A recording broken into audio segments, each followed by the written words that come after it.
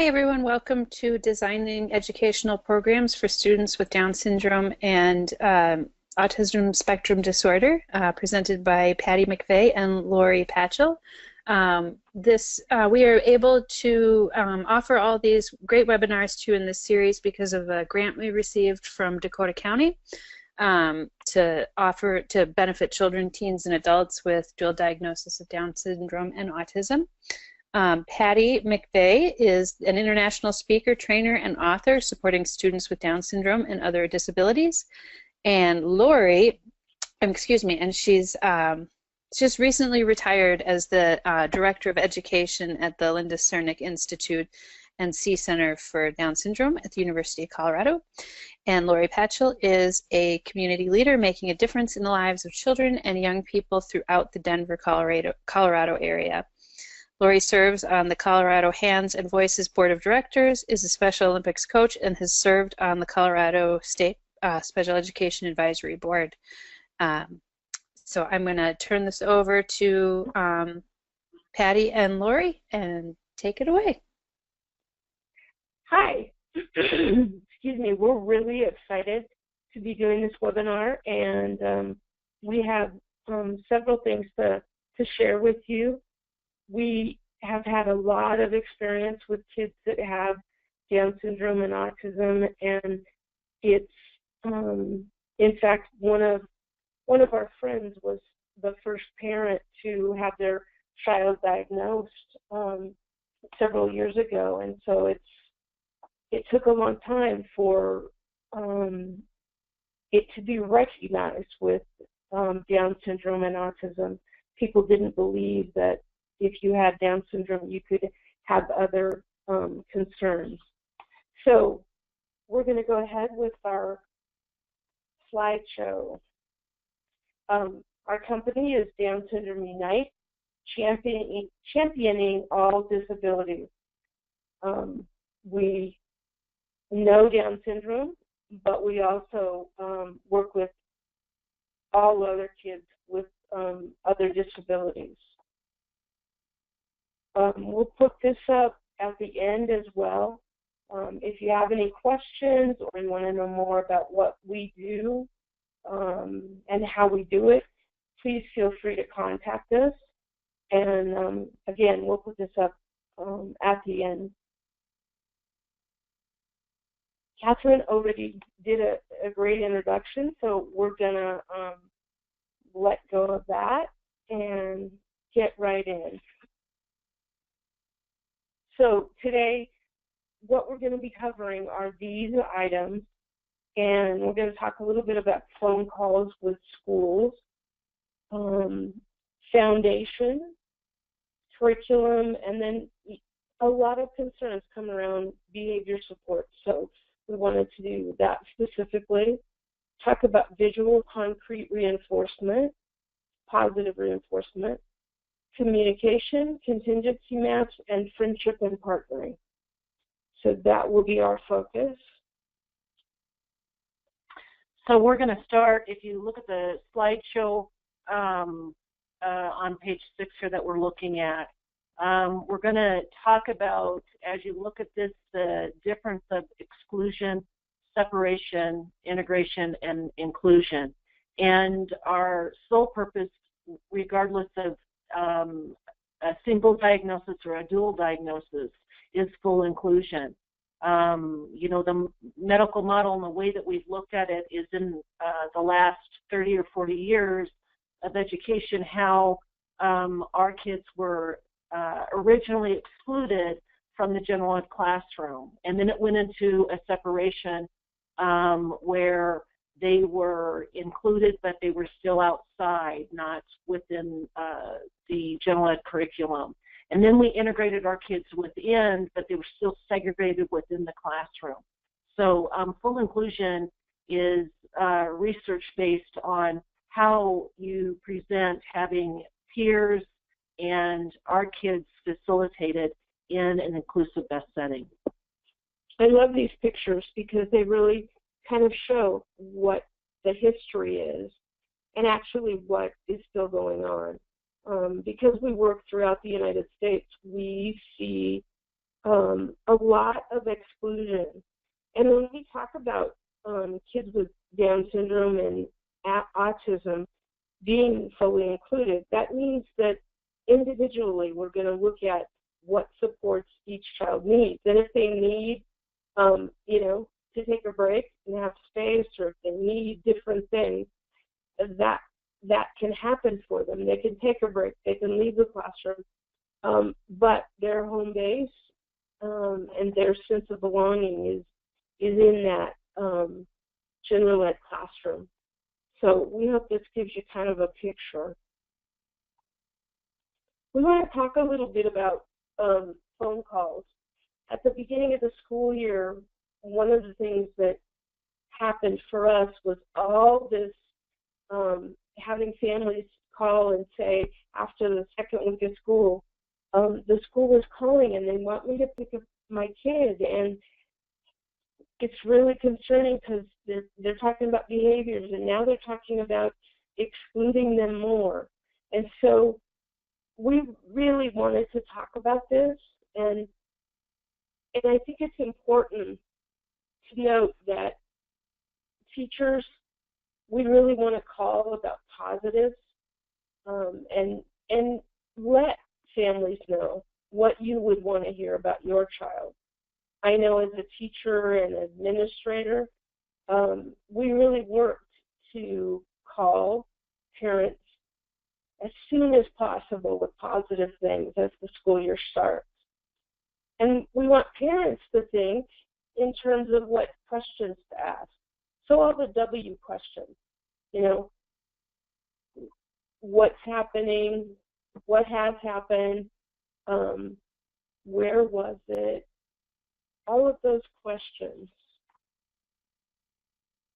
So probably the number one question that happens with our kids is a phone call home that says, we want you to pick your child up. There's two factors that need to be asked immediately when you get that first phone call. One is my child injured? And the second one, is my child suspended?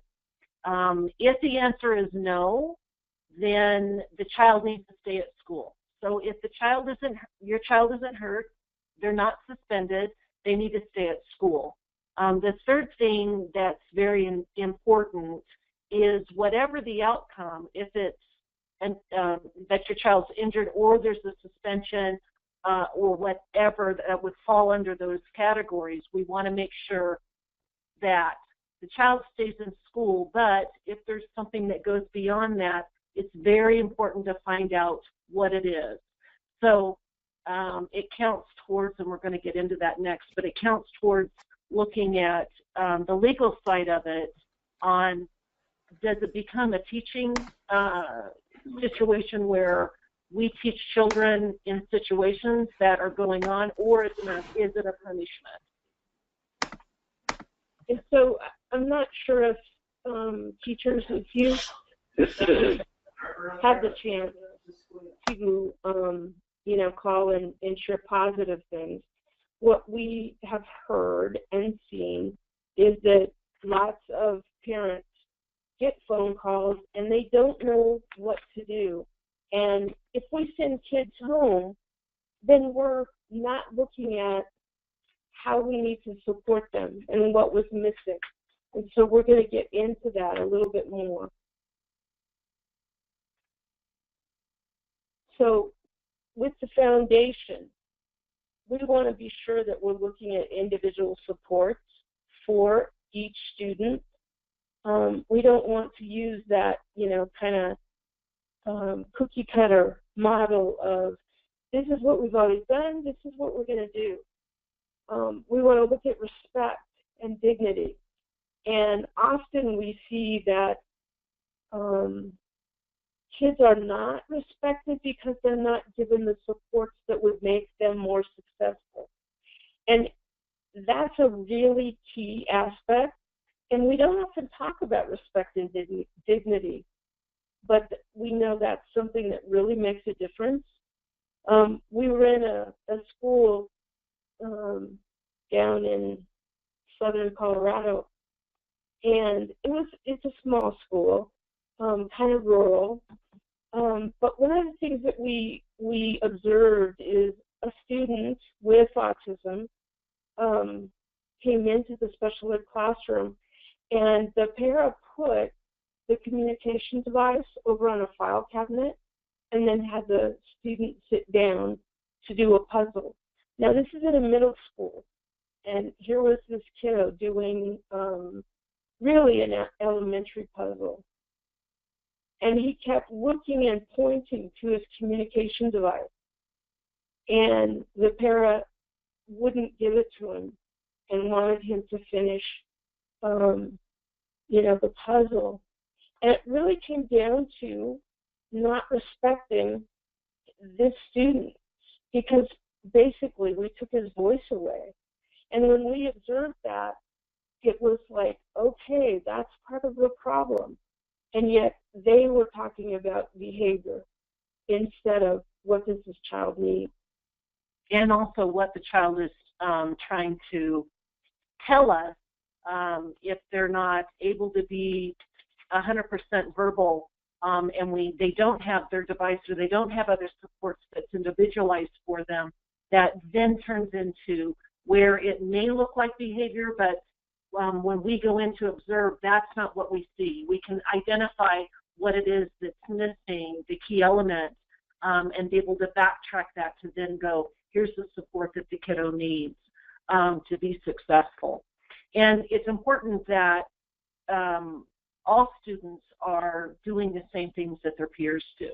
So the expectation is the same. We may do an accommodation to help support that child in a different way and that student, and we'll also bring peers in to support that as well in a natural environment in the school setting. And the other thing that's important too is the awareness of information. So I would say probably about 95% of the time when we're observing in any elementary, middle, or high school, we see that the number one key element that we see is misinformation. So our students either have an adult speaking to them or they might have a slight hearing loss that everybody is not looking at, and so instruction will be started or will be given, and when that instruction is given, we immediately see that the student that we're watching has missed that first part of information. So it's imperative that we look at what does misinformation look like, and with that we're also looking at what is the process time for that information. And if we don't understand what processing looks like, then we've missed that they've missed instruction, and they've missed that key information of going. We've seen in the first 20 minutes of watching a kid enter the classroom and instruction already starting, that how many times that we're calculating that they've missed. And that throughout the day will then cause other behaviors and a form of isolation that we see, because the student will just shut down, and it's because they have other stuff going on around them, or a para or another adult is talking to them while instruction's going on. And like Lori said, when we go observe, 95% of the time we are seeing students missing information. And what comes up is people wanting us to come in because of behavior. And what happens is they don't realize that this kiddo has missing information because of the environment. So it's really important that we look at this and see how we can support kids. And it's very much paired with that is extremely paired with the processing time that a student has. So there is never an opportunity that we don't see that a student doesn't have that processing time and missing information that we cannot correlate together. And then the last thing is visuals. And we can't tell you how much of a difference visuals make. And we talk about this, and we talk about how we use visuals constantly, even as adults.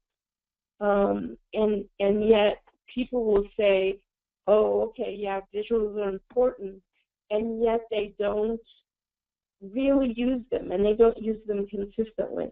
And we're talking about visual schedules, task strips, reinforcement charts. We want information to be shared with kids in a multimodal way, so they're not just getting it verbally. They're also having visuals of what's happening and what the expectations are. And we're going to be showing you some of those visuals and what they look like. And also with visuals, that's extremely important is the time frame of how long an activity lasts or how long a subject is going to last. It's not so much about teaching a clock and what that looks like, because we know that we can take that visual and put that into an app form of a timer for that kiddo to race from how long that they have to complete something before we're moving ahead. So visuals we use at a age level appropriateness, but then also increase that expectation because kids thrive on that, and we find that that is a huge positive motivator for kids as well. So here's 9 reasons to use visuals.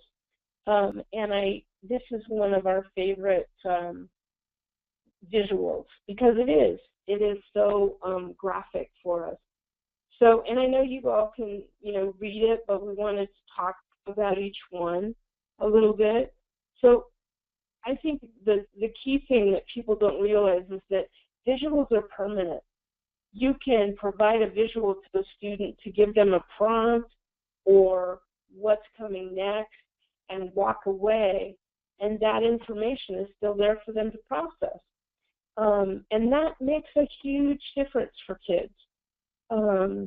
It's really interesting too. The other piece that we see often is, kids are trying to read adults' facial expressions and body language, and often they will think if there's no smile that a teacher is not happy with them or angry with them. And some can ask, are you?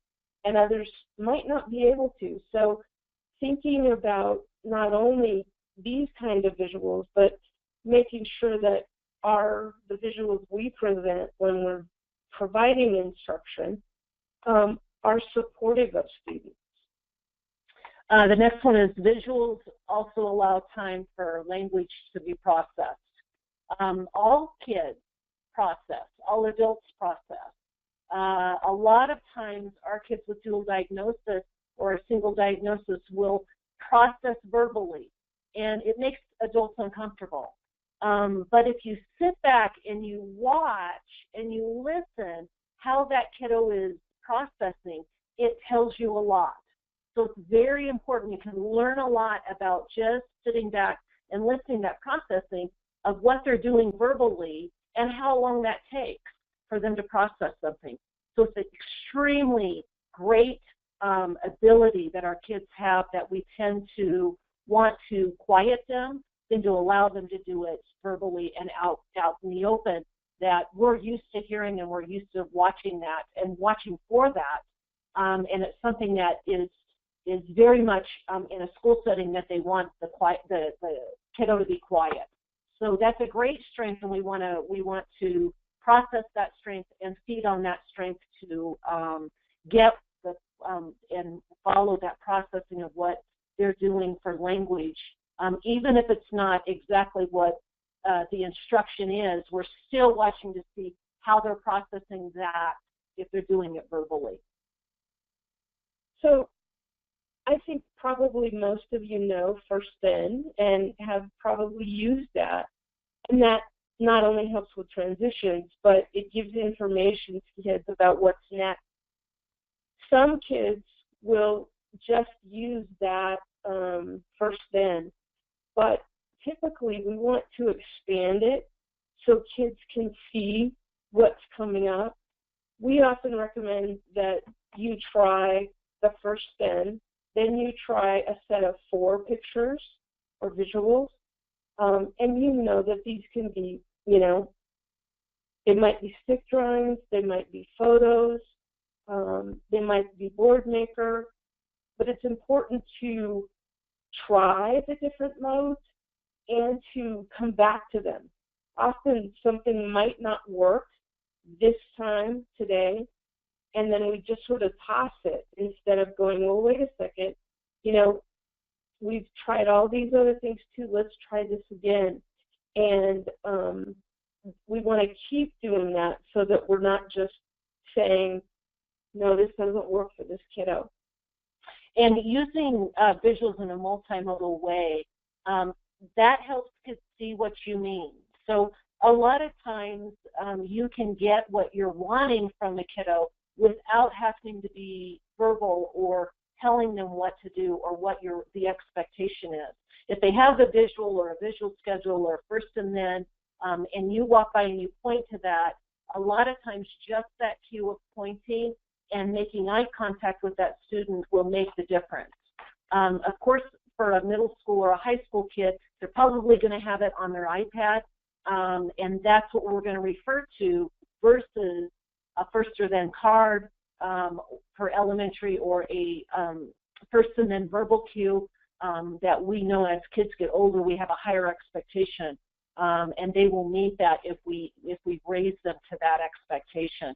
So they'll see what you mean a lot of times without there being any verbal exchange. And especially when we can see that a student is overloaded or feeling overwhelmed, what we witness when we observe often is that there are more than one adult giving information. So we have a kiddo that's feeling overwhelmed, and you can see it by their body language. And then you have a parent giving them cues and prompts, and then you have maybe a teacher giving them, and maybe a couple of kids are saying something. And so we really want to minimize the verbal and never have 2 adults or 2 people telling a student what to do at one time, and keep that focus on how can we reduce the overload, and just by showing a visual instead of talking about it. The next one is about visuals help all students. And I don't know how many times we have been observing and we share a visual or visual tools with a teacher, a general ed teacher, and they go, oh gosh, can you give me more of those, because I have other students that are also struggling in that area. And so we know that visuals help all students, and it provides, that processing time that we keep talking about. It provides that repeated visual. I can go back if I forgot, or I'm not sure, or I got distracted. I can go back and see it. So in elementary, we often see students with Down syndrome and autism with a visual schedule, and then we see 5 other kids coming over to look at the visual schedule and see what's going to be coming up next. And so it certainly supports all kinds of learners. The next one is visuals help build independence. And we see this with the expectations that we set for students and that we set for our kiddos. And the most important thing is the reinforcement of that. So not only is all visuals that we use in a multimodal way, that builds independence, and that's what we want, but we pair that with reinforcement. So if we're having a kiddo that's struggling, we're viewing how do we reinforce that kiddo with their visuals. And a lot of times it's a lack of visuals that then we see once they get that independence and they know, oh, I can go from A to B without having to be told just by their visual schedule or just by those visuals, the increase of success. And that's the whole thing that we're trying to do throughout their whole entire day.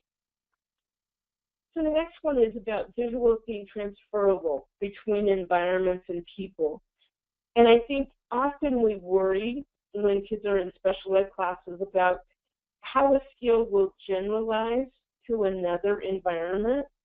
And often it's about we have to practice it here, and then we have to practice it there, and oh, we're going to also do it in the cafeteria, so we have to practice it there, and help kids know that it's all across settings. But when we use visuals, and students have that skill down, and they know they can count on the visuals, then you can take that visual into every environment, and that supports the student. What we often see is that we've had the visual, and maybe it's a visual schedule, and we've had it in the classroom, but oh, now we're going to PE, and so we don't take any visuals. Well, that leaves the student without knowing what to expect. And so it's really important that we use the visuals across all settings. And we also really pair that with home. So we want those visuals carried over at home. So if we know that there's visuals that are positive, that are being used in the home and out in the community, we want those so that the school knows them, and what's working at school, we want that to cross over at home as well, so that we have success and a more familiar ability of visuals around both environments. We also, the next one looks at visuals have no attitude. So there's no tone, there's no frustration, there's no disapproval. And we've really seen this a lot with actually adults in the afternoon. As we all get tired, we might get a little more impatient. We might want to hurry things along. But if we just have the visual, then we're not passing on our concerns or our our attitude to kids, because they are very intuitive and they're looking for those expectations. And so the visual really helps because there's no tone in it that probably doesn't have anything to do with this student. Maybe it's about something else. And so that's why visuals can help so much with our kids with Down syndrome and autism. And the last one that we have is the visuals help reduce anxiety. And this is one that really with students with Down syndrome and autism, we will have that autism side of it and perspectiveness that can create anxiety for our students, that we look at how we can reduce that. And visuals make them more an equal peer amongst all of the students. And actually the visuals become a strength for our students, and we don't want to create that anxiety, and that can help tremendously as well. And we've seen that several times, where when we see that there's a loss of visuals, that we come in and then we push the visuals to make change for the student. And it not only changes the student, but it changes the dynamics with peers and with their teachers as well. And, you know, like we said, we talked about respect and dignity. My mom had Alzheimer's, and one of the things that I put into practice from, you know, my experience was putting visuals in place for her as well. And I did made some of the same mistakes of not making sure they were there all the time, consistently. And there was one day when she was trying to communicate something, and I didn't have a visual. didn't have it on a whiteboard. And she pointed to the whiteboard, and so I realized that was part of the problem, that she was not understanding, what the day was bringing. And it just was sort of like a knock in the head that I was not respecting her, and I was not giving her the dignity to be able to have what she needed at this time. And so that became a real focus for me with not just my mom, but with kids. That if I don't give the visual, if I don't give that tool, then I'm not providing them the opportunity to have their dignity in communication and in everyday lives. This is just a real easy visual that went from pictures to now words to now a checklist. So my daughter Savannah knows every one of these. She knows a routine extremely well. And it's not about providing something that I know that she already knows, but it's making it a little bit harder. It's making it, taking that expectation to a higher level, even though that I know that she knows her routine, but allowing her to be independent of, here's your checklist, here's what needs to happen before you go to bed, or here's what we're doing during the day, or here's what's happening after you get out of school, that I have that available for her, and then also her bedtime routine. She knows what it is. It's never changed. It's always the same, but it's allowing her to have some independence with that, but still be able to go from pictures to where she's reading it and checking it off now, and that then she brings it to me after she's got her things done. And with that, we've incorporated her using kind words, helping and listening throughout the day and on the weekend, versus that I still have those same expectations at school. And one of the reasons we included this one is we want you to know that a visual doesn't have to be, look professional, be laminated, all those things. We provide visuals in all settings, and if that means pulling out a piece of paper or a whiteboard and putting it down, that's what we need to do. The other thing about kids being able to see the schedule, even if they know the routine, is that they often will negotiate. Maybe it's that they want to switch out 2 and 3. They want to do 3 before 2. And those are really great skills. And so we want to encourage that. We don't want it to be an issue of our control. We want it to be, oh, that's a skill to be able to negotiate, to say I would like to do this first and that after. So we want to have that leeway to look at what kids are trying to communicate, understand what they want to say, and then providing that opportunity. And I think in the school setting, there's a question to always ask, and that is, when do our kids get to have that independence? When do they get to, if there's 5 things to do, and as long as they get the 5 things done in the matter of time that we want them to, who cares how they do it? Because typical peers get to do that all the time. So it's very imperative for us to look at how often the choice making and choices that we're trying to teach as a life skill, but is in a natural environment, do our kids get to do? And that's one thing that we really pull as a strength, is allowing them to have that independence, especially with students that have siblings.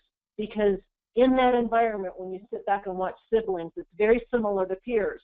They're all going to do their own thing, and they're going to do it their own way. And we allow that, but sometimes when it comes to special education, we tend to hold kids back than to allow them to have that independence. So it's a great skill that we strive towards. This is a great thing that we feel is extremely important for kids of any age, and that is to always highlight what is a strength for them. It doesn't matter if there's 3 things on this list, or if there's 50, or if there's 100, but it's reminding them of the greatness that they are, and pulling that out every day and finding those moments that, as teachers and as parents and as educators, that we find that we don't leave a kiddo out, that we always try to find one or several things throughout the day to bring a strength to them, that we see a positive in them.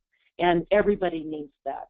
Teachers need that, educators need it, students need it, peers need it, siblings need it, and parents do too. So we try to go all the way across environments with positives as well. And this is actually from a kindergarten class. And the teacher did it with each student. And then these were put into a binder that has a cover. So it was on the front of the binder. And so it became a really nice tool, not only for kids to see, but maybe the principal comes in and can see that binder and go, oh, you're really musical. I think that's great. So it opens the door for more conversations. It opens the door also for adults to have a kind of like a conversation starter. And we've used this too, this what I am. We have used that for our kiddos and with parents to be able to use this, that's what they would talk about before they drop their kiddo off at school. So we give positives right before the child goes to school, and the kid knows that they are every one of these things. And so the parents, we did it for a 2-week trial with several different aged kids to see what the outcome would be. And it made their day start off successful and end successful too. And we've also learned that when we do it with adults, they also get pretty excited about hearing all those positives, because none of us really hear them enough. This is another one that I use. It's a little bit more simple now than what it was when I started using this. But anytime I go out of town, there's 2 things that I do. I make my daughter a list of how many days I'm going to be gone so that she can check them off. So she sees that. She knows how long I'm going to be gone. And then what I do is I send 2 pictures a day to her teacher in an email, and I say, this is where mom's at, or this is what mom's doing. And then it easily turns into a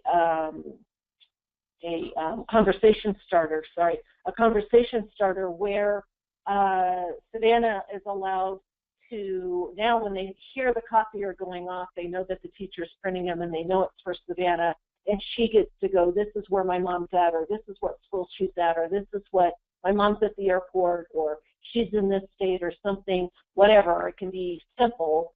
And that's what I do to pair the 2 things so that Savannah not only gets to count down each night before she gets to go to sleep and check off how many days before I come home, but also give her something to have at school to be able to initiate with her peers. This is just one, again, that talks about who a child is. And I think for kids to learn that they can be leaders and explorers and a friend, and so all of these things, it's just another idea for ways to reinforce kids, and also to talk about how they impact their friends in the class. This is another form of a visual schedule. This is a more simple one, obviously for an elementary kiddo. It starts off with visuals of a schedule of exactly what's going to happen. And it goes from handwriting to writing your name to what they're going to do in science, and those are each broken down. So Savannah sees the big schedule, but then she also has handwriting breaking down to what exactly is the expectation. Same thing with writing, same thing with each thing, and recess, lunch. The one great thing that we always suggest and we always work with all of our kids and students is that we put something in there that changes throughout the day, so that we don't have that moment of our kids freaking out that they don't know because they're so set on a schedule that they can't have a surprise. And we're not talking about a surprise like an assembly or a surprise like a tornado drill. We're talking about something important. And it can be anything from going down the hall to going to take something to the office, but it's something that we put in there intentionally to always be a positive, to be able to reinforce that kiddo at different times of the day, that they always know when they see a star or whatever that you use, you can choose, that happens. We've crossed that over to home as well, and make it big, but then also break it down as well so that the kiddo is ready for if there's a change, or ready for if there's, all of a sudden we have something different than what was in their schedule that they anticipated. And this is part of just another thing of first thing, Savannah gets her hearing aid on, she's always got her glasses on, she goes to the bathroom, morning work, what that looks like, reading break, story time, math, and each one of those are broken down. She may have the schedule, but on her iPad then it breaks down the steps of what her hearing aid is, even though she knows how to do it and has known for many years.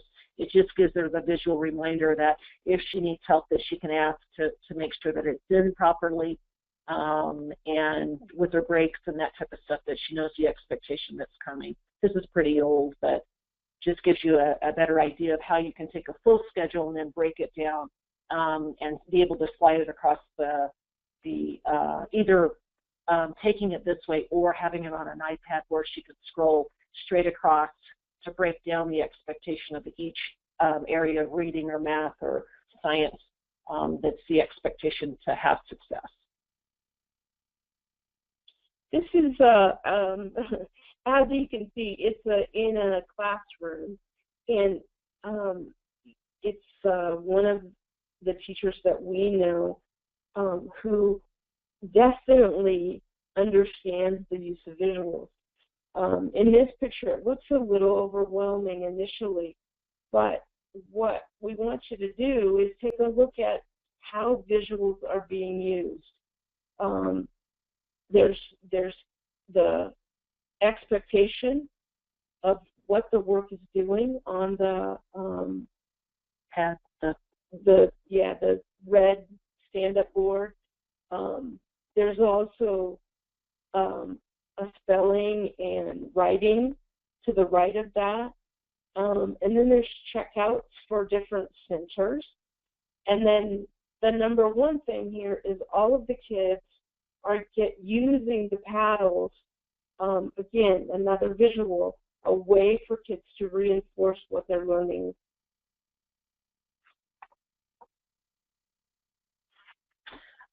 This is one that's really, we find extremely important. And it's, what happens and what do you do if a kid can't hear? So if someone can't hear, if you look at the graph here, one is tell them that you can't hear. We know that with our kiddos that have Down syndrome and autism and any multi-disability or dual diagnosis, that realistically they're not going to tell us, hey, you know what, I can't hear you, or I missed that instruction, or I missed what you were trying to say. The other thing is they're not going to say, hey, can you move closer so that I can hear you? We never hear a child say that. We can tell both of those two things, that a child missed instruction or they can't hear, or it's by their body language of them moving in or out, we can tell those two factors. The other thing is kids don't usually shout out in class and say, repeat that. But we can tell from body language that those three things, those three colors, that's what they're doing. And the last one, all of these are kind of funny, but, them laughing about, that they hope that that wasn't a question that was asked. A lot of times we see that a lack of a child's ability to hear instruction or that processing time looks like something other than what it really is. And we key in, and when we observe classrooms and we observe teams and we observe one student or 5 students in a classroom, we're observing everything that's going on. So it's extremely beneficial for us to be in the classroom, because we can identify going, no, this is that the kiddo didn't even hear the beginning of the instruction, and they're looking around and they look like they're being antsy, but they're really not. They're looking around because they didn't catch either the first, the middle, or the last of the instruction. They have no idea what they're supposed to do.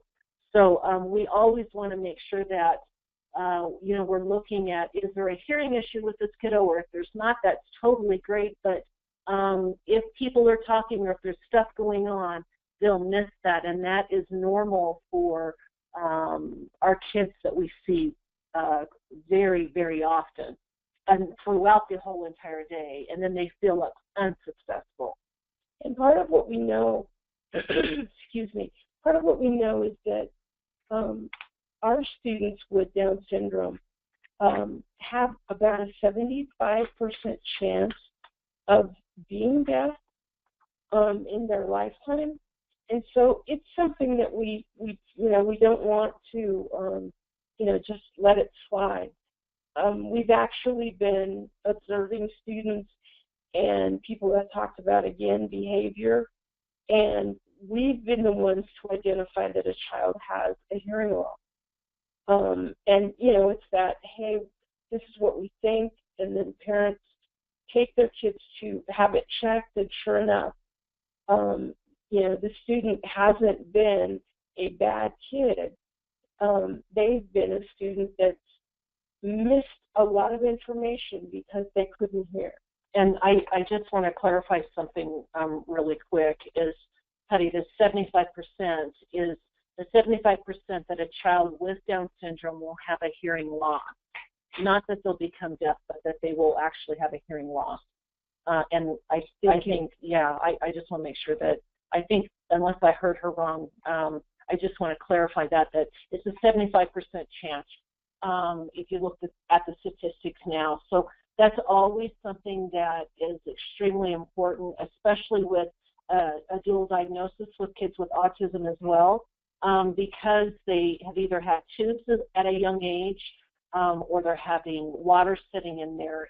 And if you don't know how to identify that, then you think that it easily can go to behavior, when we really want to make sure that we look at it from all perspectives too on the health side. So now we want to talk about curriculum. And what we do know is that with heart and helping hands, a child can accomplish anything. So we know that everybody kind of panics about curriculum.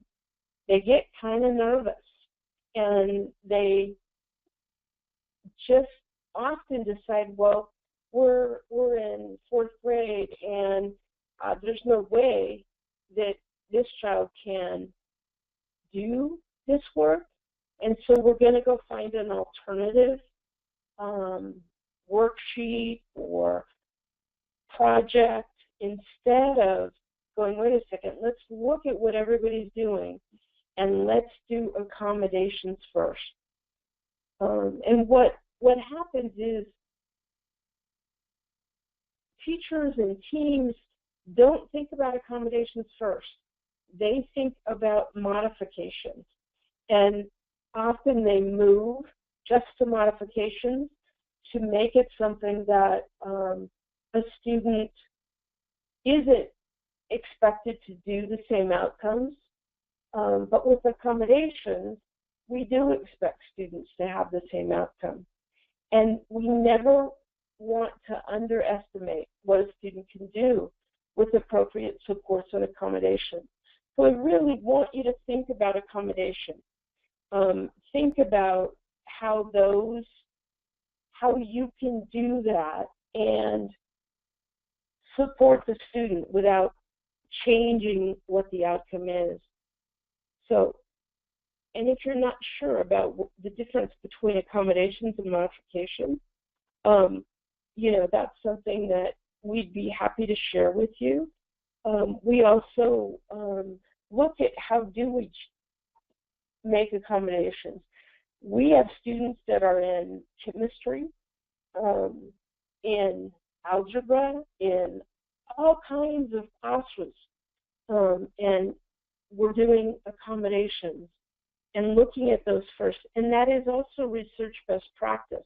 If you don't just jump to modification, you start with accommodation. This is an example. This is just one of those little Easter books about chicks, those nice little treats that people love. Peeps, there we go. And so this is just an example of how this was accommodated.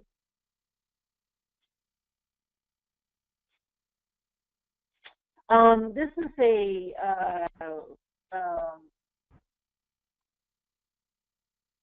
civics paper that came home to a student that was in middle school, and then also we got it for Savannah in a different way, but it's got the concept that they were teaching this last year. So they were taught, this was what came. It was just on a Velcro piece of paper that had a picture of the state capitol, the White House, the governor, and the president. And so what I did is I went on Bing, and I binged a bunch of different pictures because my other two high school kids were happening to watch the election. They were happening to learn about all of this stuff. And Savannah had a project to learn about it too. So what I did is I went and I allowed her to choose the pictures that she wanted. And we did her PowerPoint off of that so that she had 15, 17 pictures, and then with that it gave the visual of each one when you hit it. And that was how she did her PowerPoint. And with that we had to teach her print off her PowerPoint so that the kids could follow along with that. So there's different ways of being able to put it on a PowerPoint and allow a kiddo to choose what they want that is not in black and white, but actually is something that all kids would be learning at the same level. I don't know if you've seen these cartoons. These are by Michael Greco, and just kind of give us some messages and talk about changing paradigms. So Ellen thinks speaking loudly is a form of specialized instruction. That's very good, Ellen. Now it's Jill's turn. How many times have you seen somebody talk to one of our students and use that speaking loudly, especially with our kids sometimes with autism, and that talking loudly actually is detrimental rather than supportive. Here's another example of using sign language, and that's part of being multimodal. And these are looking at CVC words, and so adding the sign language and using the letters helps support students. And back up one sec, Patty. That can also be used either in English, instead of sign language, and then them writing, or it can be, there's many ways of accommodating that to be successful. So, we look at different ways of accommodating, and there's all different ways. This is just a couple of different ideas.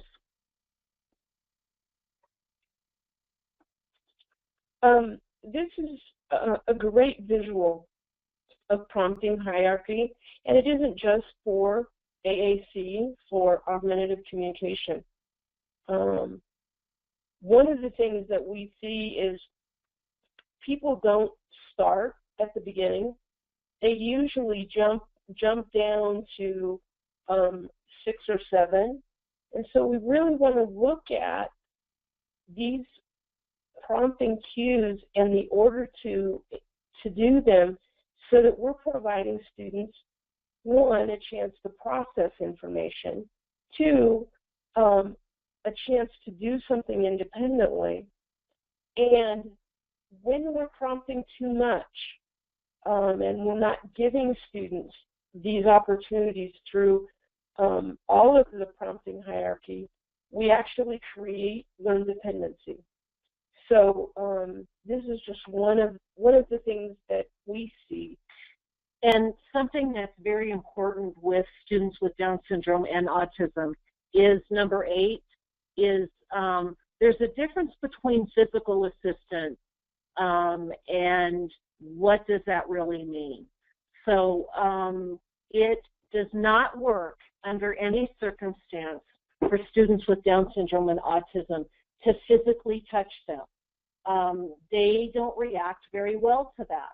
And so even though this is a great thing to look at, the 1 through 8, we really have to really look at that physical assistant. The only time we want to physically assist a student is if they're in danger somehow.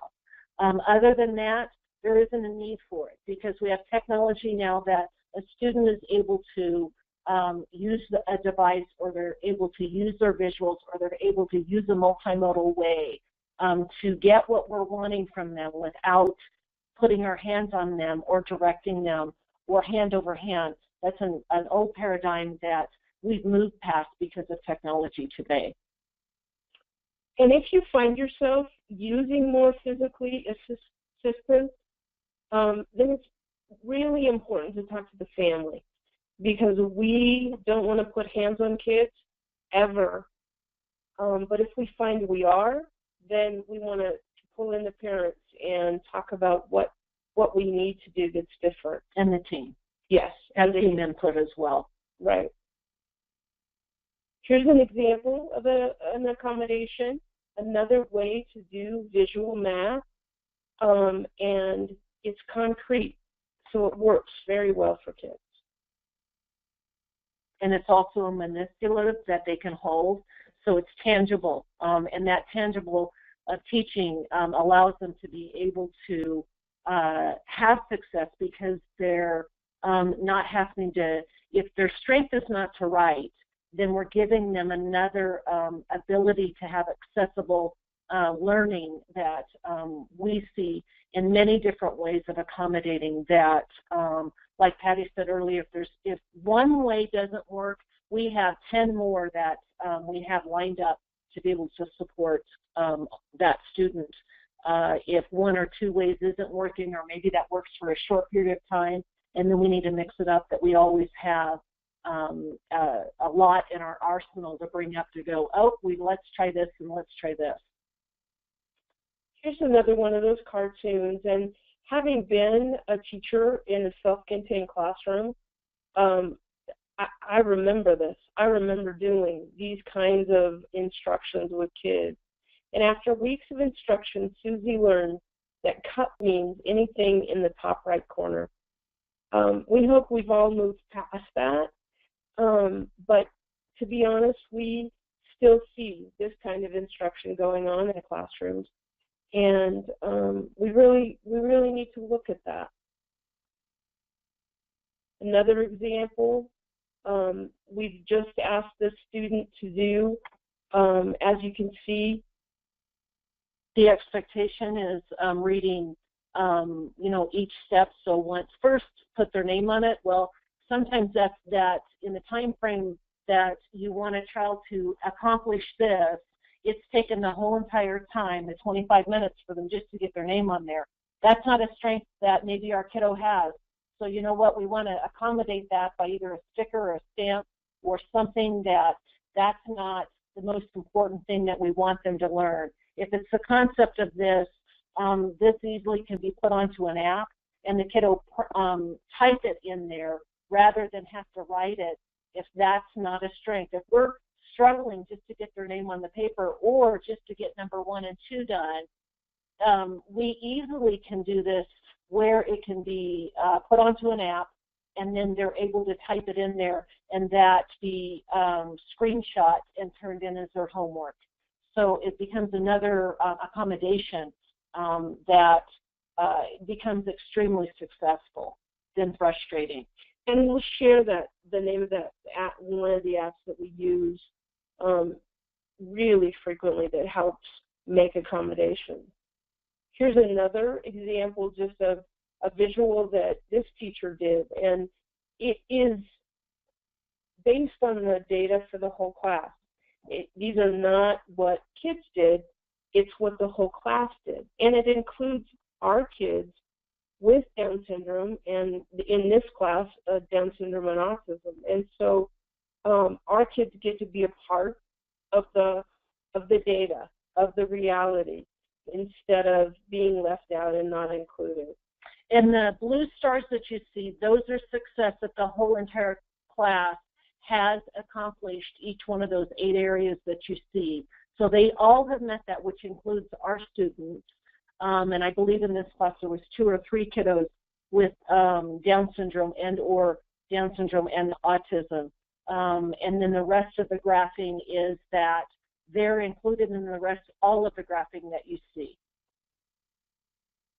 So we want to talk about behavior supports and how are we doing positives.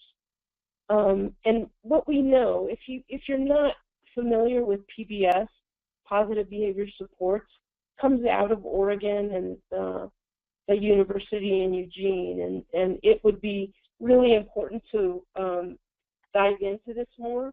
As a principal, my school used PBS, and it made a huge difference, not just for kids with disabilities, but all students. So PBS bears consideration for 3 reasons. And the number one, and we talked about this above, is we now know that simply suppressing a behavior by punishing a student is counterproductive. And yet that is one of the main ways that we work with students. It may have a short-term effect on reducing behavior, but studies now show that punishing actually is challenging behaviors without a school-wide system of support associated with increased aggression, vandalism, truancy, tardiness, and dropout. So if we're not using a school-wide system and we're not supporting students in positive ways, we know that behaviors increase. We also know that when we're reactive and we use punishment, we're not teaching a student a skill to use in the future. So when we punish, there's no teaching in that. And so it doesn't give the student what they need. And it doesn't give direction. This is a great visual that we use a lot across teaching with educators, with parents, and also actually with students. And so it's color-coded as you look at it. It goes from what kids look at. From a very young age, children they automatically look at your facial expressions. So they look at a mom on her tone, they look at her mouth, they look at when people are speaking. That's what they're looking at to get their initial input. So you have a facial expression, you have residual hearing, you have language, your English, whatever their primary language is. You have situational clues, you have guesswork, visual clues, lip shapes, gestures, and body language. all of those will then break out into different things that we see that happens. This is a really great thing to look at and have a good idea of just trying to look at, when you're observing a student, what actually is going on with them. Are they guessing at things, or are they needing a visual cue, which simply a visual cue can be something that's on their desk or something up at the front of the class that you can point at and then make eye contact. That and body language, all of those things are things that you don't have to be verbal at, but those strengths are strengths that our kiddos have that we forget at times to go, oh, you know what, that's a strength of this kiddo, is their gestures, is your body language, how they're taking your facial expression, how they're guessing what's expected, and English clues and things that you're wanting from them. We also know that this behavioral approach, the PBS, dramatically differs from traditional behavior modification. Having been a part of using PBS and also the traditional behavior modification, I know that it makes a huge difference. And the key is that it shifts the focus from fixing the student to fixing skill deficiencies, settings, and systems. And so I really want you to look at this, and we don't need to fix kids. We don't need to, make them different than they are. And this comes out of the medical model, with doctors feeling like they need to fix a person and make them different or, like everybody else. But we really need to be looking at what skills do we need to teach, and then the settings and systems. Here's just some ideas of 50 ways to encourage a child. And I'm sure you've seen this, and this is an easy one to locate off the internet. And it's also, it's all about your expression. So we know that when we watch any age of students, we know that the outcome of success is the way that it's presented. So if your expressions are exciting, are positive, are motivating, are exactly what you would want as an adult, if we look at what motivates you by somebody that's talking with you or somebody that you're listening to, your expressions or their expressions is what changes your dynamic of what you see. And we need to look at that for students so that their outcome is that if you're going, wow, you really tried hard on that, that was excellent, that they get that positive that they haven't failed, but that you're encouraging them, that's something that we want to continuously do. And it's not always easy. So this is just some things to have a visual for you to look at, to go, maybe I start with 2. And then 2 days later you start with 2 more, and you just build on that so that you're constantly in the mode of encouragement. And I know these have helped me get away from just saying good job, great job, using the same encourager or reinforcement. So it's a nice way to think about how can we support kids. The last piece of this is that we know that PBS works, and it works well. And in a synthesis of 109 published studies of individuals with disability and severe challenging behavior, and this was conducted between 1985 and 1996, Carr and his colleagues documented the unqualified success of PBS on reducing the incidence of challenging behavior. And so we really encourage you to look at PBS more. If it's something that you want to talk with us about, please don't hesitate to email us, and we can help make that connection for you.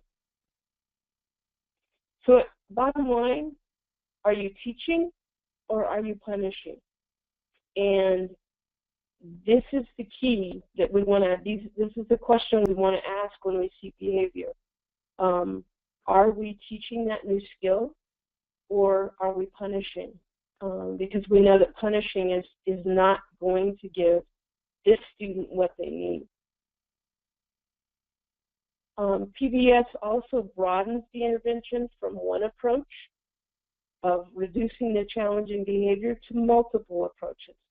Again, this is about changing systems, altering environments, teaching skills, and appreciating positive behavior, rather than what we always have done in the past, and that's punish.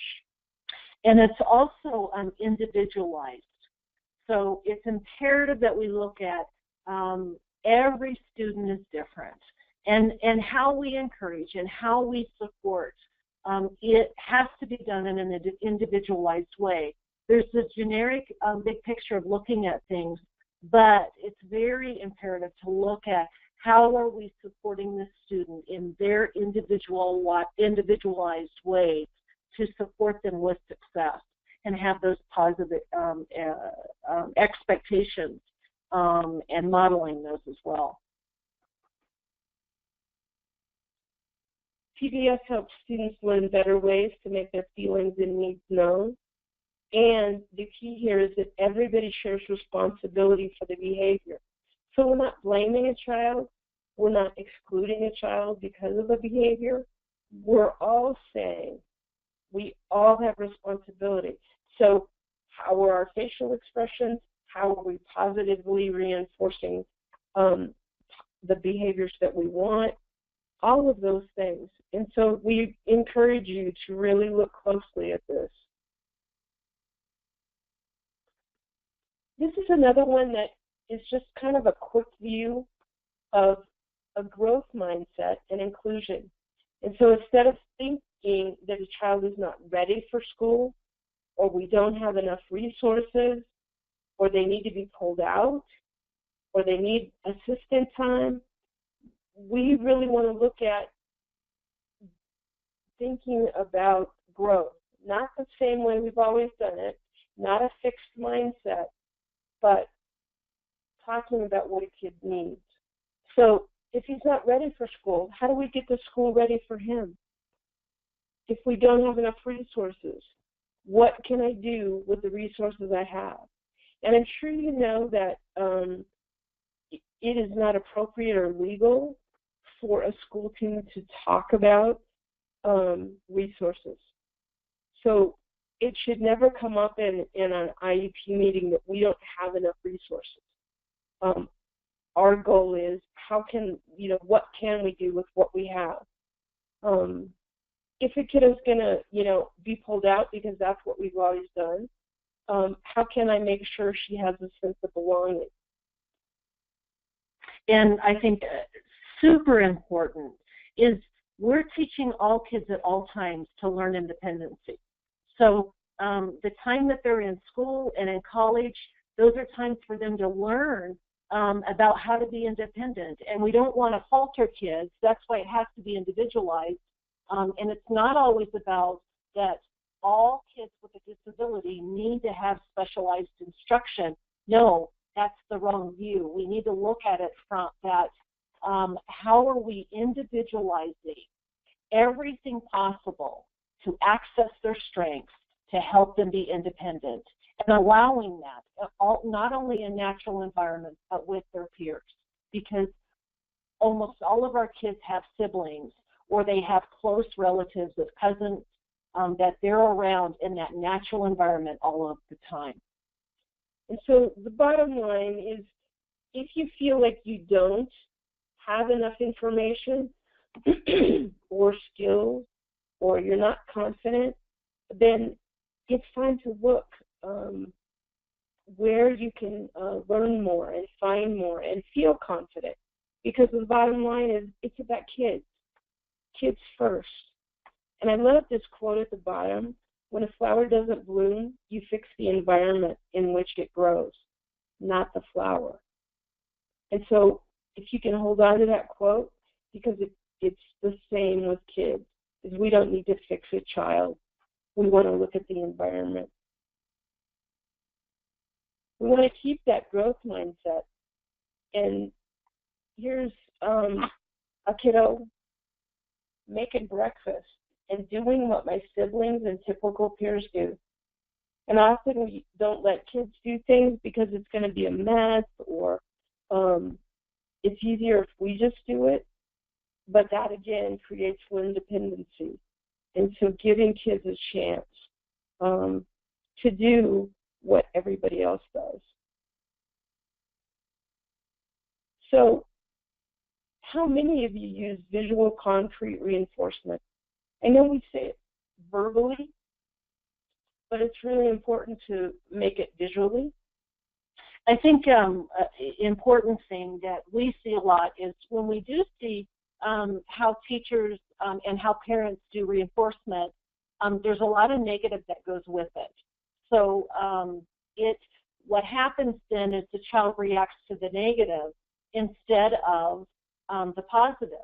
So especially like back and forth charts that go back and forth from home to school and school to home, for schools to say what happened during the day, a child then sits down with their parents and they go, oh my gosh, look at all of these little negative happy faces. That was what your day involved. And we see that all the time. So what we want to do is change that aspect so that if there's something that needs to be addressed that happened, we can address that in a different way and in a different format so that the child is being reinforced in a positive way for what they're doing. And even if their initial reaction to something that we want from them throughout the day is negative, we want to turn that to a positive. So we may be tracking that as educators, we may be tracking that on the side of what's going on, and then at the end of the week give an idea of that. Gives us a lot of data to look at of what's happening at this specific time period. If we have a situation that this kid blows up at 2 o'clock every day at the same time, then we need to do something different, like Patty said, than to keep them where for six weeks we have that exact same time frame that we see that this has been going on, but we didn't do anything to catch it early. So after 2 or 3 days, it's best practice to go, let's see what we can do to see if we can change that. But we know that when kids look at a reinforcement chart, or like a lot of teachers now, they'll use like a clip up or clip down system where they'll, okay, Johnny, Sarah, and Jacob, you guys go clip up because you did a great job. Well, our kids, they either are always at the top or they don't ever get to move. And we never want to take something away once they've gotten it, because that just is complete failure instantly for the kiddo. So we want to try to make more positive. And if we're having a kiddo that's struggling, we need to overly do the positive reinforcements to then get them back on track and then sway back on it. And as Lori said, you can see in this chart that before lunch is a problem area. And so that's something that just with a week's worth of data, we can jump in and look at where we need to provide more support. Right, and on this chart too is after recess. So we know that after recess, is it because, us right away looking at that, we're going to go talk with the team and say, after we've watched what's happened, is to say, okay, is it after recess, is it because they didn't have the visual cue? And a lot of times we find that the kiddo didn't even get to go out to recess the same time that the peers did. And so they have their recess shortened, and then they don't want to come back in, or they don't like what they're going to next. So we have to look at, do they need a break right there, or do they need a snack right there? There's all different types of things that we're looking at.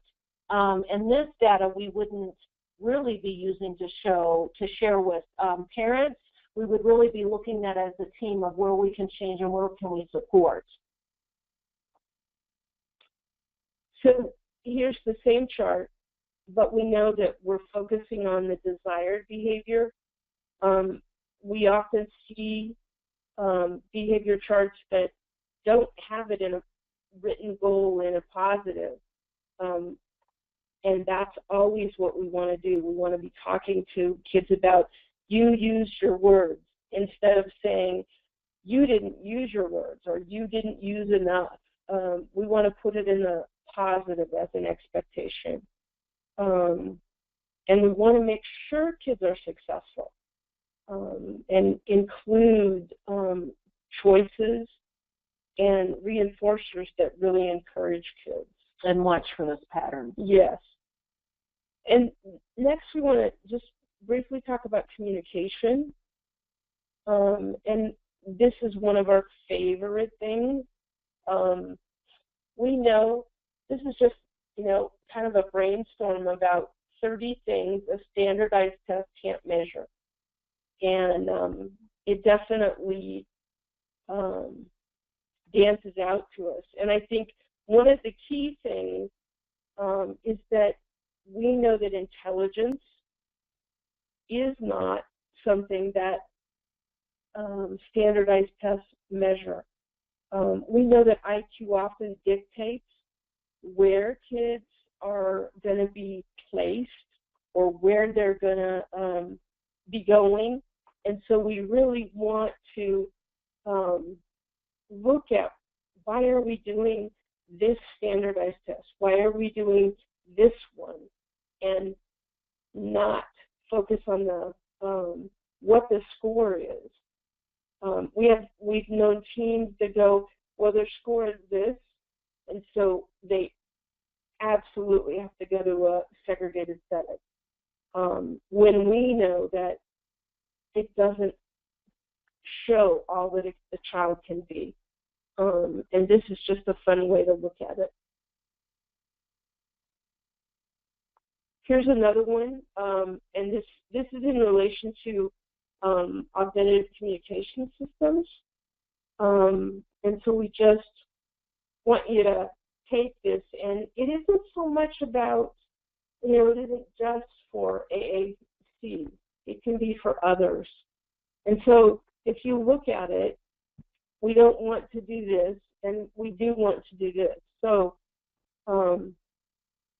the don't do this, don't talk so much that you forget to let me talk.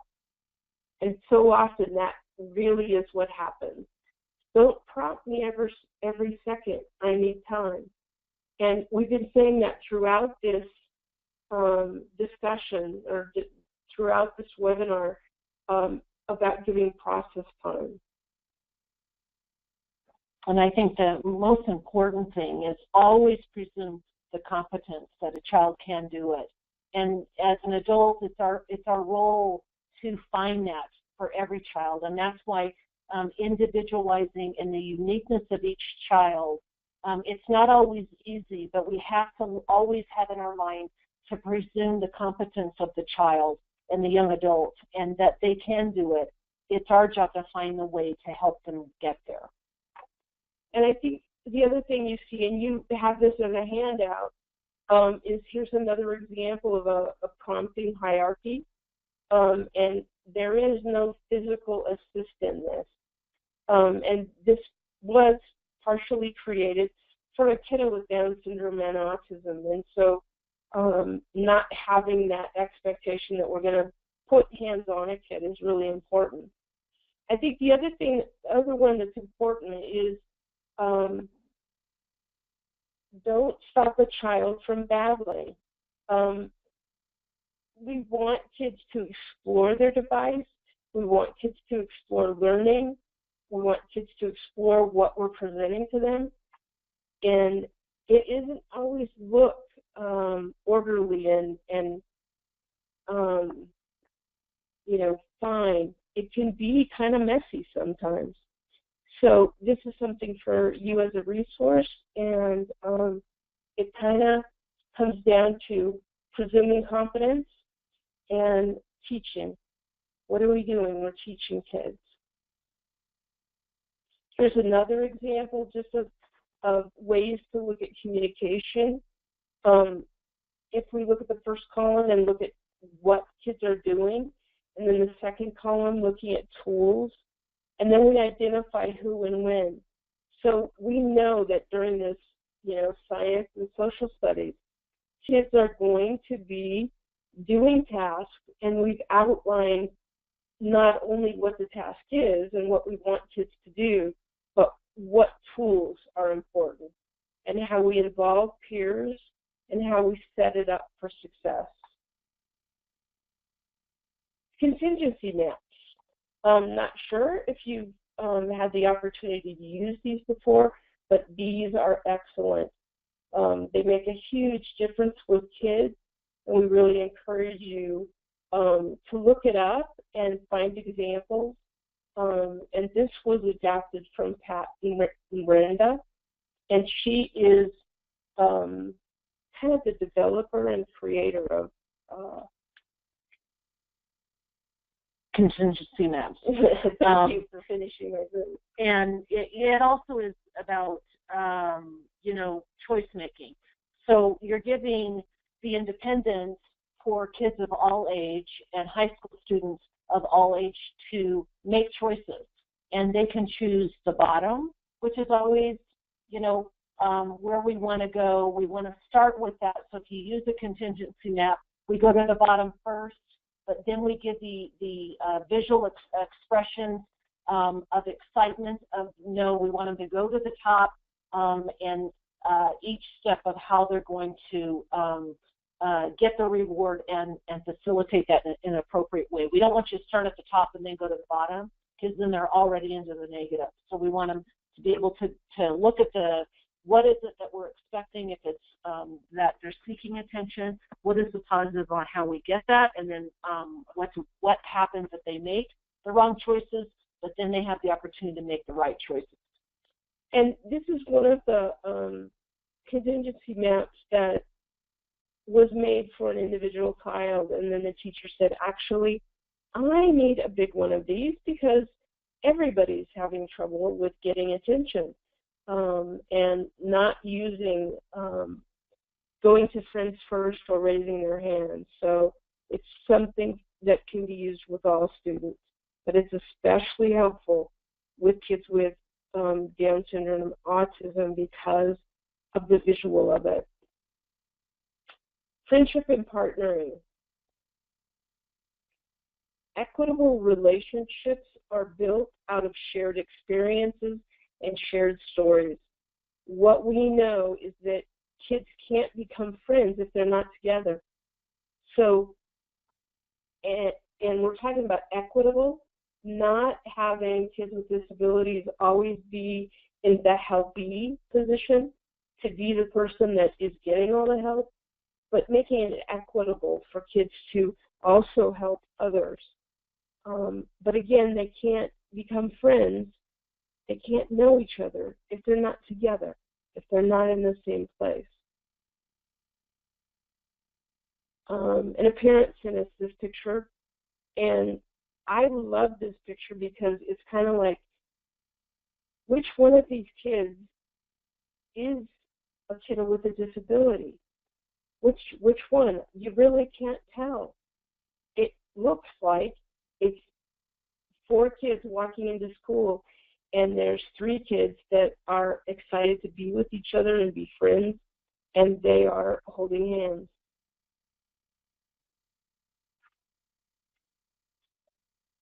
So for a seed to achieve its greatest expression, it must come completely undone.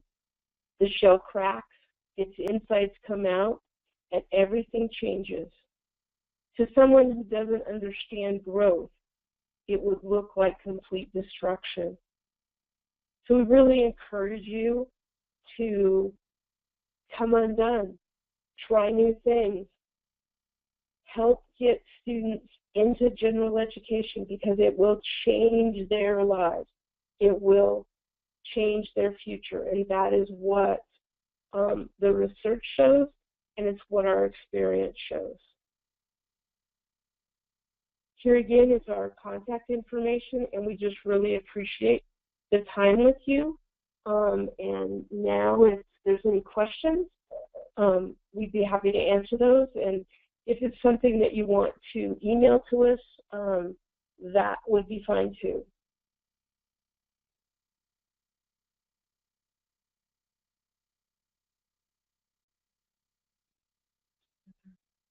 Hi, Patty. This is Catherine. We're just going to give people a minute or two to type in any questions they might have for you. Okay.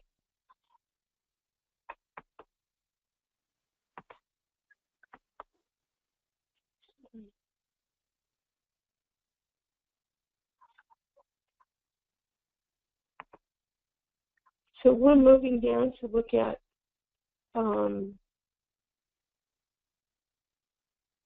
where questions may be typed. You can't see the questions from the panelist view. Here, we've got a question. Okay. And I'll just read it to you. How can parents ensure teaching is happening in Gen Ed? Many times it is not meaningful.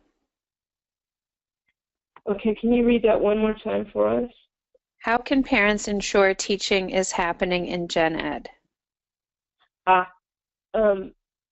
It's very important to look at the IEP, and what we see often is IEPs are not implemented with fidelity. And so part of that is having the goals in the IEP reflect what's going on in a general ed class, and curriculum-based as well. Yes, and curriculum-based, and so that the goals point in that direction. So the goals make sure that kids are doing meaningful work with accommodations, and you want to also be able to ask for the data. I think as a parent, we accept what the team is telling us, but we don't know, what to look for and how to look for. And so asking to see what the data looks like, what the progress monitoring sheets actually look like, can really help a parent see if the IEP is being implemented with fidelity. I think the other thing is we want to check on that maybe 3 to 6 weeks, because we don't want kids to be doing the same things forever and ever and ever. I just want to add to that too, is that it's super important that a teacher, or that a parent asks the question several times throughout the school year, what are the other kids learning? So if the question to the education team is what's being taught in the class, but what you're receiving at home for your kiddo is not the same, then we want to ask the question why. Because as Patty said, the IEP is driven, and we drive that, and we drive it by the goals, but we are also driving it by the strengths and the concerns of the parent. So that all of that and the child's strength is what drives the IEP and drives those goals. And the outcome is that they're doing the same thing as their peers. Are there accommodations made? Yes, absolutely they are. But we're not taking away from the same academics. We may be changing it and accommodating it specifically for the student.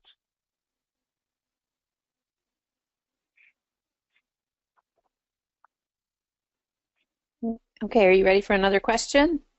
Yep. Okay. If a child is transitioning from preschool to kindergarten but is not yet showing critical pre-academic skills, how can they be effectively included in Gen Ed?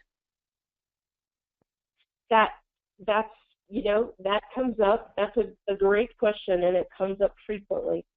What we know about kids is that you don't have to be ready to go to school. You don't have to be ready to be included. We know that there are students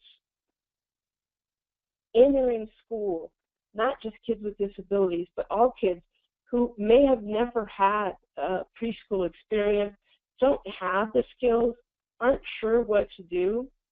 And so that doesn't mean we should exclude this kiddo. We might want to think about, do we want them, to go into a kindergarten and then maybe repeat kindergarten?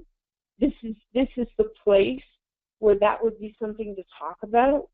And it isn't that we're encouraging, kids to be repeating grades, but we know that based on age and experience that some kids do really well with repeating kindergarten because it gives them a step up and they've had the chance to practice things.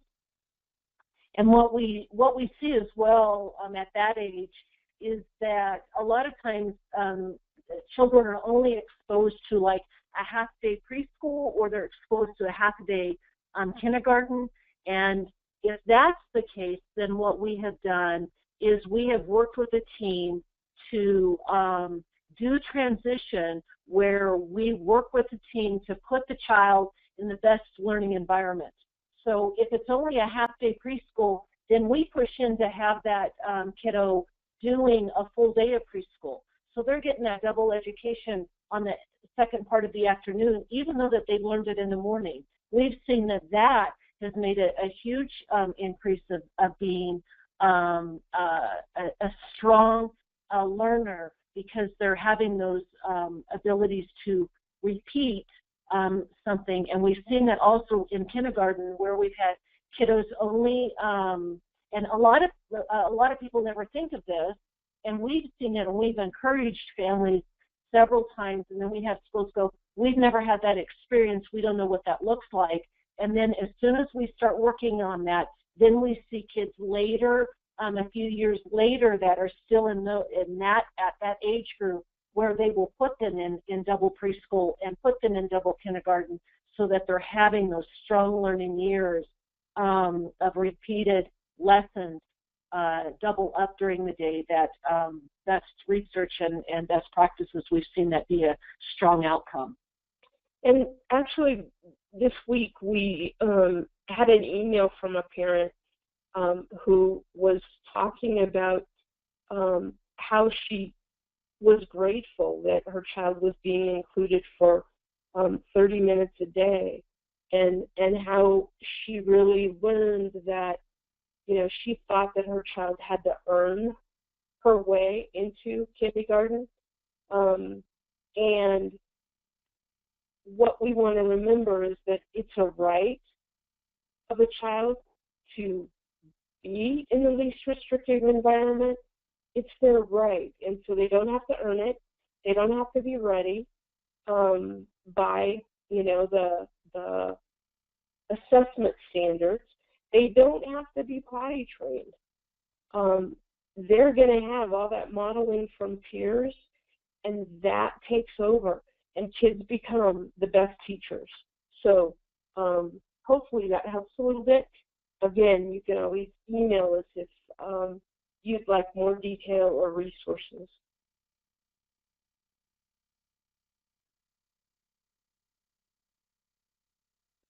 Do we have any more questions?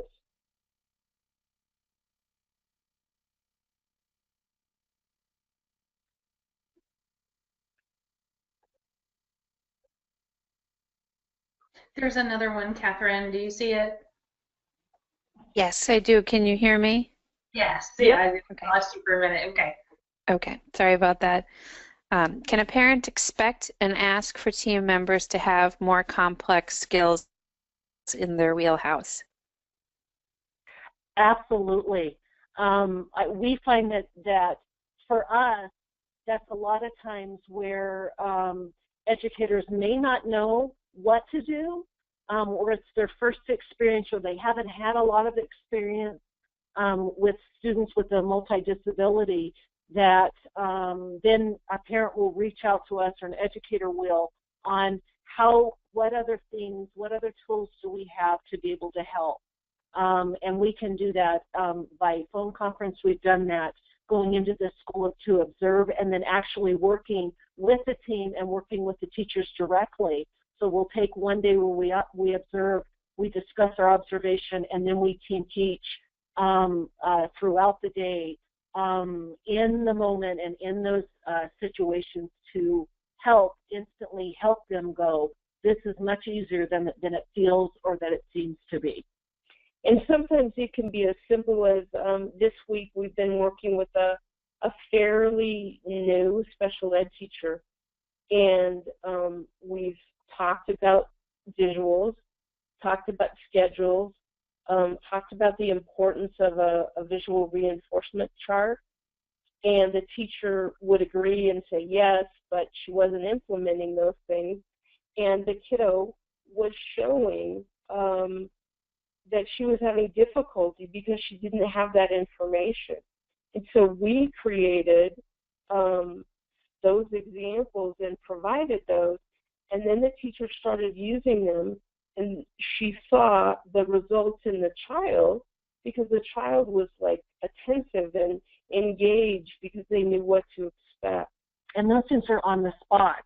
I mean, that's the one thing. If you have strong people that know how to help with that, then it becomes second nature once a teacher, and it's not even about buying in, it's about them going, oh, this is much easier than they thought.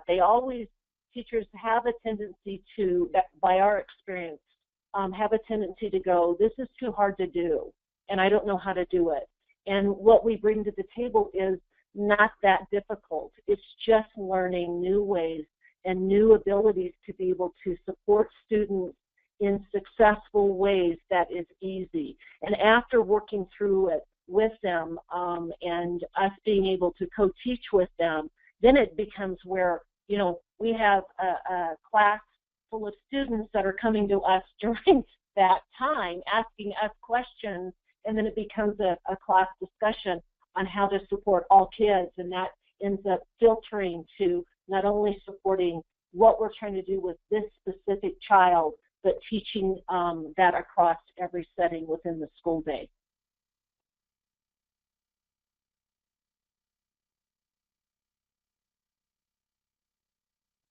Okay. My 7-year-old son thinks it's funny to hit teachers sometimes. Suggestions? Well, all kids hit, number one, but if the child is if they're reacting to, if an adult, if a kiddo pops a student or pops a teacher, and the reaction is everybody laughs, then guess what? It's a learned behavior that then the kid goes, that's the only way that I can get attention.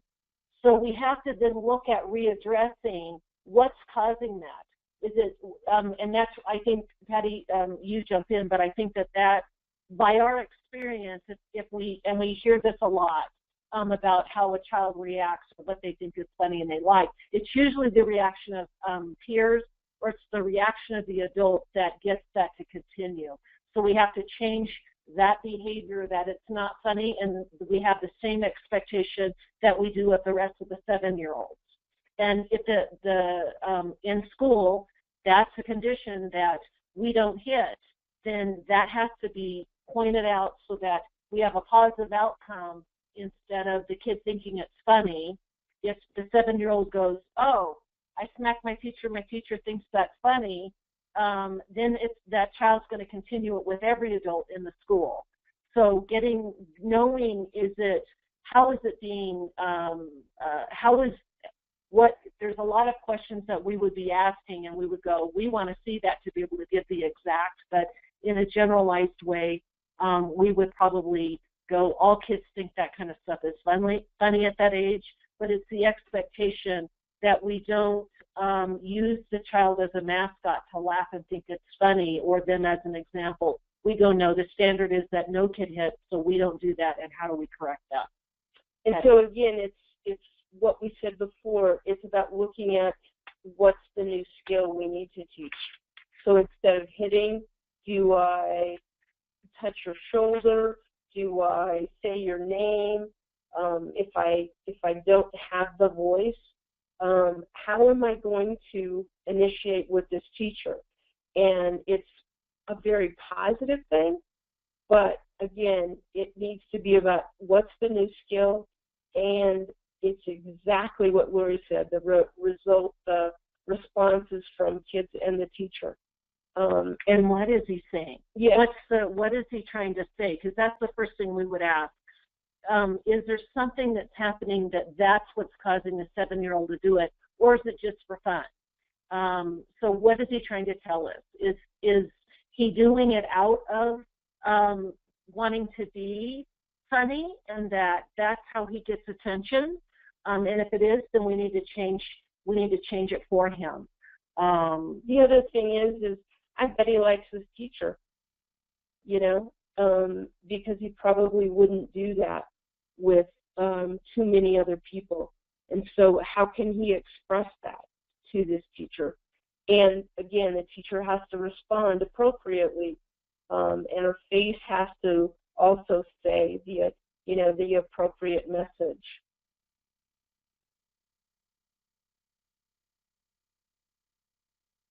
Okay. Are there any tips for engaging a child that doesn't want to participate or interact socially? I think that we see that there's a lot. There's a reason why kids don't want to be a part of a group. Children that have Down syndrome and autism, the autism side of it, they have a very difficult time sometimes being able to understand where they fit. And they don't like to be the center of attention at all times. They like to be more quiet. They don't like to be touched. There's all different types of things that fall into that category. But we would want to set up the proper stepping stones for that child to be successful. So we would want to start with conversation starters. We would want to start with positives to engage, which means we would want them to have leadership roles. If that means that the child is the front of the line 3 times a week, then that's what we want. If it's that they need a break and we need them to take something to the office to get that engagement, then that's what we want to do. If it's that they're the teacher's helper, that we want to set the tone to give them opportunities for success and to positively support that too. Patty? And what we often see is that, especially kids with autism, that they don't know how to engage. They don't know what to talk about. And so that's, Lori mentioned the conversation starters. And so we want to give them tools. And what's their favorite thing to talk about or share? If they're into music, then let's get some pictures of them with their guitar or with the piano or with the CD player, so that picture can help them initiate about something they like, something they're interested in. And that's a really good starting place. And so we actually create books that have pictures of students doing the things they like or what they've done over the weekend, and we call it a conversation starter. And it has maybe 4 or 5 pictures in it, and they can change weekly. But that gives that student a chance to, talk about themselves, talk about what they're interested in, and it also helps give them that information. It becomes natural. It's not that we're looking for the child to be verbal. If they have a difficult time with that, we're giving them the ability for peers and for teachers to go, oh, you went camping. Wow, did you have s'mores? Did you have a fire? It's that initiation to the conversation that we help provide, so that even if they don't say anything, they're still engaging in that small group discussion or with the teacher or with their peers to be able to share something that then another kid goes, oh, I've been camping. Oh, we did s'mores, or we went on a hike, or we fished, that type of thing. Because the more we do that, the more the kids are able to be a part of natural environment. And so those pictures in the conversation starter book have the picture, and then at the bottom they have like one sentence describing, what's happening. I went fishing. And so, how Lori explained that kids or adults look at that picture and they have that prompt at the bottom of the picture as well as the picture itself.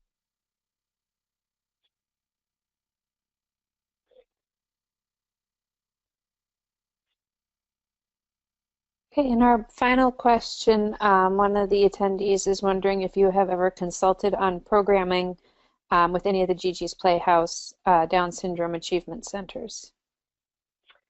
Actually, we have. We met The owners. Yeah, we met Gigi them. and her Parents.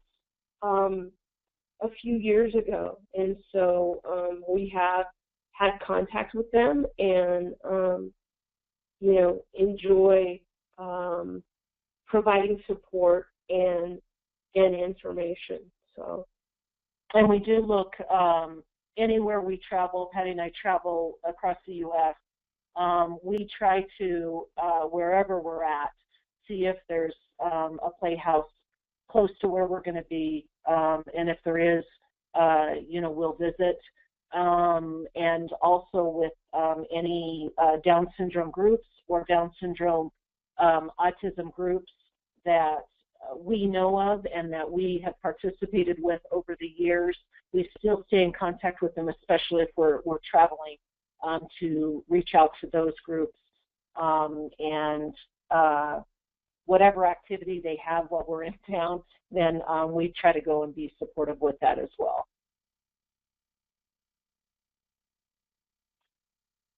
Okay, great. Thank you. That was our last question. I just want to thank you again for Patty and Lori, for your time tonight, and it was a great webinar. Well, we really appreciate being a part of the webinar and look forward to collaborating with folks. Absolutely. Anytime. All right. Thank you, and have a good night. Thank you.